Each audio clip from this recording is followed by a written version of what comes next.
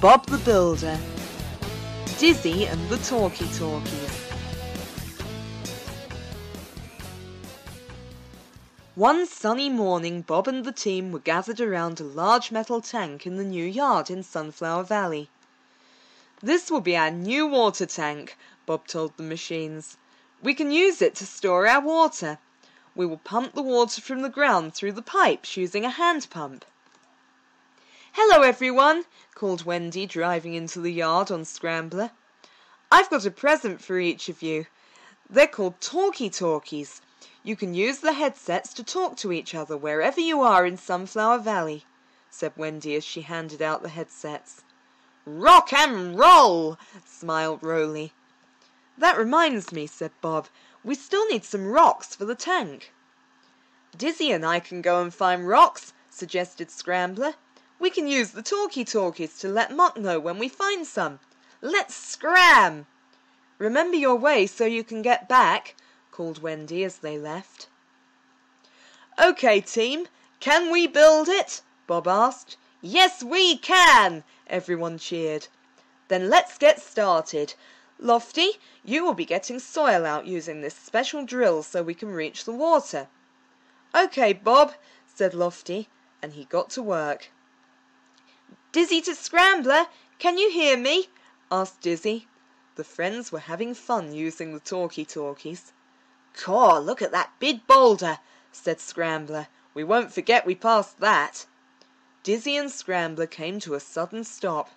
There had been a landslide and the path was blocked with rocks. Dizzy called Muck to tell him they had found some rocks. Muck set off down the track that Dizzy and Scrambler had taken.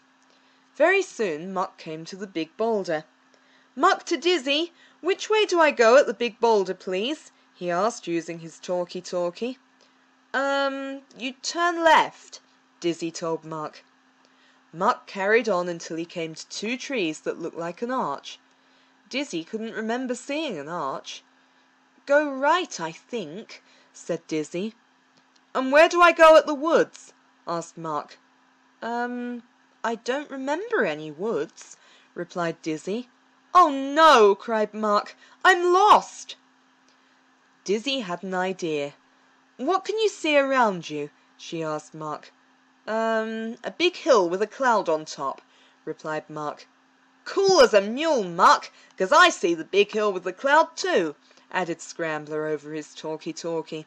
"Head for the hill and you should find us." Dizzy and Scrambler were starting to wonder if Muck would ever find them when Muck appeared suddenly.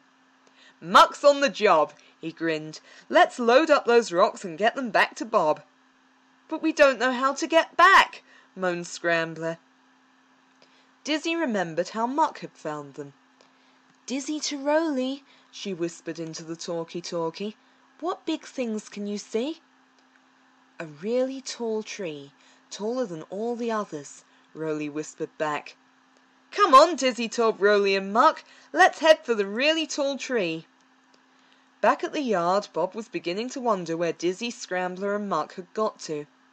"Call them on the Talkie Talkie base unit," suggested Wendy. "Bob to Dizzy," Bob began. "Dizzy to Bob," came a voice right behind him. "We're back, and we've got rocks." Soon the water tank was finished. Wendy tried the pump and the pipes began to rattle.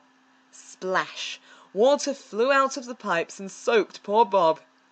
"Dizzy to Bob," giggled Dizzy. "You left the tap on."